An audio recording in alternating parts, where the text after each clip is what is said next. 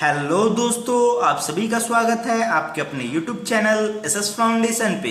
तो चलिए आज का जो हमारा टॉपिक है pH sensitivity of plants and animal, उसको शुरू करते हैं। अगर आपने अभी पार्ट 1 नहीं देखा है तो आप इस पार्ट 2 को मत देखिए, क्योंकि आपको पार्ट 2 में कुछ भी समझ में नहीं आएगा। तो सबसे पहले आप पार्ट 1 को देखिए, उसके बाद इस वीडियो में आइए। अगर आपने पार्ट 1 देख लिया है तो चलिए इस वीडियो को शुरू करते हैं। Human body works in a narrow range of pH 7 to 7.8। जो ह्यूमन बॉडी होता है वो वर्क करता है पीएच 7 to 7.8 में। ठीक है, अगर पीएच इससे अगर कम हो या इससे अगर बढ़ जाए तो हमारे जो ह्यूमन बॉडी होता है वो फंक्शन अच्छी तरह से नहीं कर पाता है। ठीक है, तो अगला जो हमारा है पीएच डाइजेस्टिव सिस्टम। तो चलिए इसको शुरू करते हैं। Stomach secrete HCl to kill bacteria in the food. जो स्टोमक होता है वो सिक्रेट करता है HCl, क्योंकि जो हम लोग फूड खाते हैं उसमें क्या होता है, बैक्टीरिया होता है। तो उसी को मारने के लिए जो स्टोमक होता है वो सिक्रेट करता है HCl। ठीक है, the inner lining of the stomach protect the vital cell from this acidic pH. जो inner lining of the cell होता है हमारे जो स्टोमक के, वो वाइटल सेल को प्रोटेक्ट करता है इस एसिड से। ठीक है, उसको हम लोग म्यूकस कहते हैं, जो हमारे वाइटल सेल्स को प्रोटेक्ट करता है। ठीक है, इस HCl से। PH and tooth decay. तो चलिए इसको देखते हैं। लो पीएच बिकॉज ऑफ सार food and sweet food can cause the tooth decay. अगर हम लोग सार फूड खाएंगे, अगर मीठा फूड खाएंगे तो हमारे जो टीथ होते हैं उसमें बैक्टीरियास आ जाते हैं, जिससे हमारा टूथ डिके होने लगता है। The pH of mouth should always be more than 5.5। जो हमारे जो माउथ का जो पीएच होना चाहिए वो हमेशा 5.5 से ज्यादा होना चाहिए। ठीक है, इसी कारण हम सुबह उठकर हमारे अपने माउथ को टूथपेस्ट से धोते हैं। ठीक है, क्योंकि जो टूथपेस्ट होता है वो कैसा होता है, बेसिक नेचर का होता है। ठीक है, pH and self defence of mechanism in plant and animals. तो चलिए इसको देखते हैं। Certain animals like bee and plants like nettles secrete the highly acidic substance for it defence. जो एनिमल्स होते हैं जैसे कि बी और जो प्लांट होते हैं जैसे कि नेडल सीक्रेट करते हैं अपने एसिडिक सब्सटेंस अपने आप को डिफेंस करने के लिए, मतलब प्रोटेक्ट करने के लिए। ठीक है,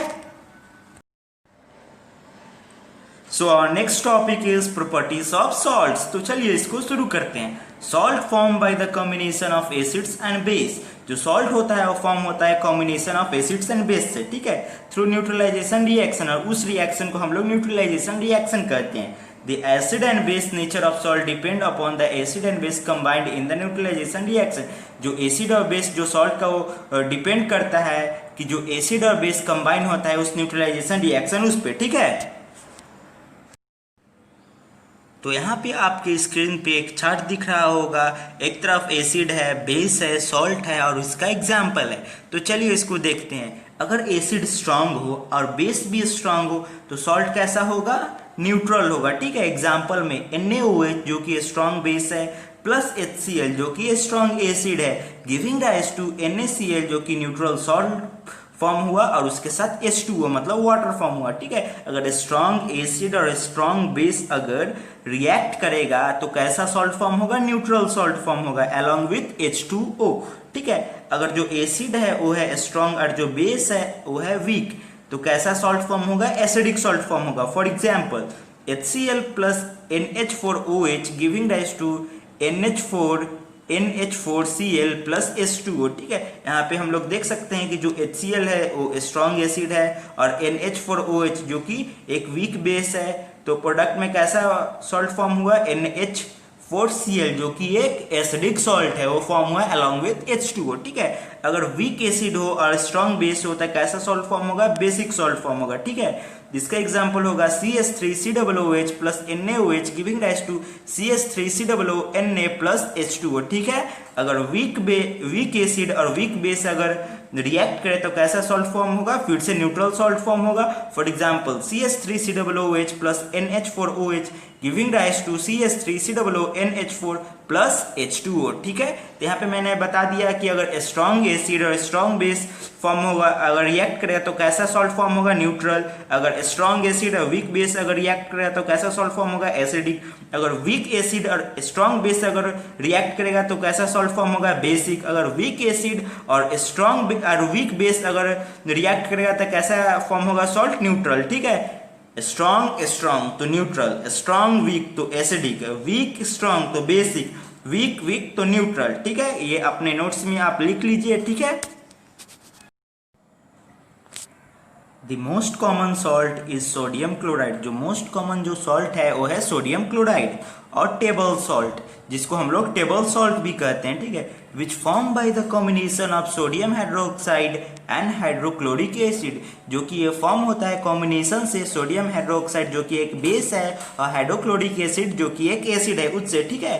तो जो ये NaCl कैसे फॉर्म होता है, जो NaOH जो कि एक बेस है और जो HCl है एक एसिड है, इसके कॉम्बिनेशन से फॉर्म होता है NaCl, ठीक है, जो कि एक क्या है, बेसिक सॉल्ट है, ठीक है। Other example include Epsom salt. और दूसरे एग्जाम्पल जैसे कि इप्सम सॉल्ट है, जैसे कि MgSO4 used in bath salt, जिसको हम लोग बाथ सॉल्ट में यूज करते हैं। Ammonium nitrate NH4NO3 used as fertiliser, जिसको हम लोग फर्टिलाइजर्स में यूज करते हैं अमोनियम नाइट्रेट को।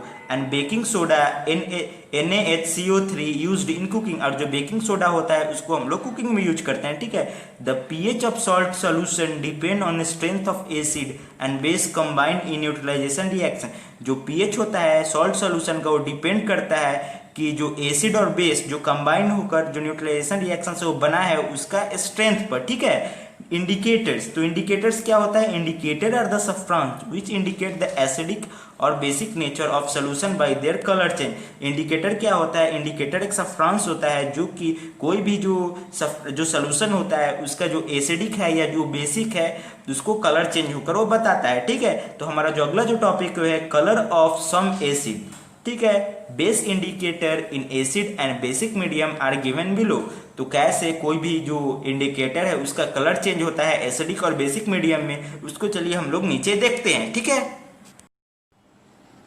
तो ये जो चार्ट है उसमें दिया है इंडिकेटर्स के बारे में। ये 4 इंडिकेटर्स है और उसका कलर एसिडिक मीडियम में कैसा होता है, उसका कलर बेसिक मीडियम में कैसा होता है। तो चलिए इसको एक एक करके पढ़ते हैं। तो जो पहला है वो है लिटमस सोल्यूशन। तो लिटमस सोल्यूशन का एसिडिक मीडियम में कलर होता है रेड, बेसिक मीडियम में कलर होता है ब्लू। सेकेंड है मिथाइल ऑरेंज। मिथाइल ऑरेंज का एसिडिक मीडियम में कलर होता है पिंक, बेसिक मीडियम में कलर होता है ऑरेंज। तीसरा है फेनोप्थिलीन। फेनोप्थिलीन का एसिडिक मीडियम में कलर कोई भी कलर नहीं होता है क्योंकि ये कलरलेस होता है, और बेसिक मीडियम में इसका कलर पिंक होता है। और फोर्थ जो है मिथाइल रेड। मिथाइल रेड का एसिडिक मीडियम में कलर होता है येलो और बेसिक मीडियम में कलर होता है रेड। तो चलिए एक बार और इसको देखते हैं। Litmus solution acidic medium red, basic medium blue, methyl orange acidic medium pink, basic medium orange. Phenolphthalein acidic medium colourless, basic medium pink. Methyl red acidic medium yellow, basic medium red, ठीक है। आप सबको तो ये समझ में आ गया होगा कि जो लिटमस सोल्यूशन होता है उसका एसिडिक मीडियम में रेड कलर होता है, जो ये बेसिक मीडियम में इसका ब्लू कलर होता है।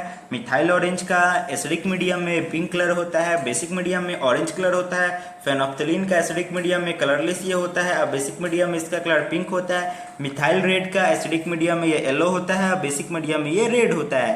तो इसको आप जल्द से जल्द याद कर लीजिए, ठीक है। आपके मन में ये क्वेश्चन होगा सर हम लोग याद करेंगे ना, तो अभी भी याद करिएगा तो ये आपको ही याद करना पड़ेगा, बाद में याद करिएगा तो आपके पड़ोसी तो आपके लिए याद करेंगे नहीं। अगर वो याद भी कर ले तो एग्जाम में आपको ही लिखना है, तो वहाँ पे आपके पड़ोसी तो आपके काम आएंगे नहीं। तो अभी पहले यहाँ पे इसको पॉज कीजिए और इसको अपने नोटबुक में लिखिए और इसको अच्छे से एक बार देखिए और याद कीजिए, ठीक है।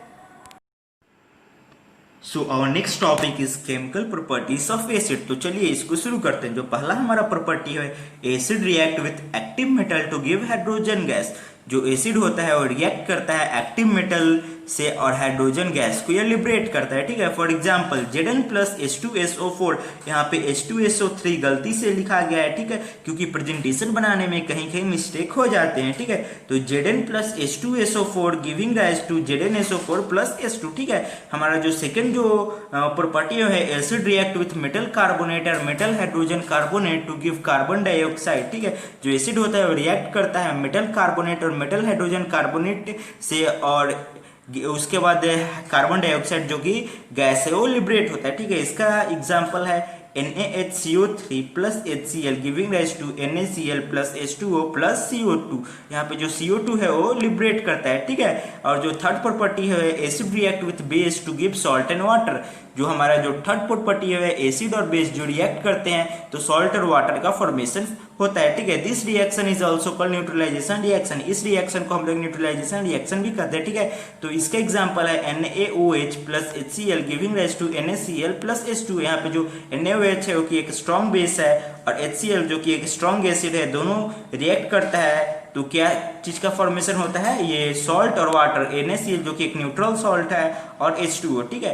जो हमारा फोर्थ और लास्ट जो प्रॉपर्टी है, acid react with metal oxide to give salt and water. जो एसिड होता है वो मेटल ऑक्साइड के साथ रिएक्ट करकर सॉल्ट और वाटर का फॉर्मेशन करता है। For example CuO plus H2SO4 giving rise to CuSO4 plus H2, ठीक है।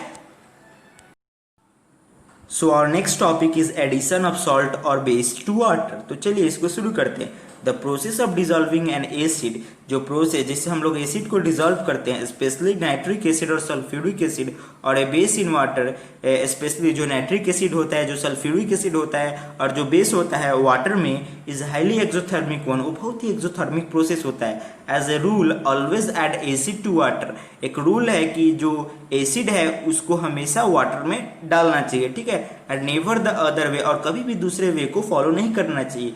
The acid must be added slowly to water with a constant stirring, जो एसिड होता है उसको स्लोली वाटर में डालना चाहिए विथ कांस्टेंट स्टिरिंग, ठीक है। उसको ऊपर से जो ग्लास रॉड होता है उससे हिलाते रहना चाहिए, उससे मिलाते रहना चाहिए, ठीक है। If one mixes the other way, अगर कोई दूसरे वे में मिक्स करता है by adding water to a concentrated acid, अगर कंसंट्रेटेड एसिड में अगर वाटर को डालता है, the heat generated causes the mixture, जो हीट जनरेट होगा उस मिक्सचर से to splash out and cause burn, उससे जो स्प्लैश अगर उड़ा आपके अगर शरीर पे पड़ गया तो आपके शरीर को जला सकता है, ठीक है।